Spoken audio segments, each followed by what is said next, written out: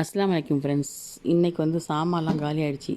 So அதனால் நெஸ்ட்டோவில் போய் எதிரில் வீட்டுக்கிட்ட தான் நெஸ்ட்டோவில் போயிட்டு வாங்கிட்டு சாமான் வாங்கிட்டு நிறைய சாமான் ஆஃபரில் போட்டிருந்துச்சி. நாங்கள் என்ன தேவையோ எழுதி எடுத்துகிட்டு போயிட்டோம். அதை எடுத்துகிட்டு போன வரைக்கும் எழுதி வாங்கிட்டு இஞ்சி பூண்டெல்லாம் வந்து காலி ஆகிடுச்சி. அரைக்கணும், அதனால் இஞ்சி பூண்டு வாங்கிட்டு டெய்லி டீக்கு இஞ்சி வேணும், அதுவும் வாங்கிட்டு இங்கே வந்து இந்த லீவ்ஸ் எல்லாம் ஒன்றரம் தான். ஸ்ப்ரிங் ஆனியனு, கீரை, கொத்தமல்லி, பச்சை மிளகா, புதினா, எல்லா வகையான கீரைகளும், பேஸ்லி எல்லாமே ஒன்றரம் தான். மற்ற எல்லாமே கொஞ்சம் வெஜிடபிள் வாங்கிட்டேன். நிறைய வெஜிடபிள் வாங்கிட்டேன்.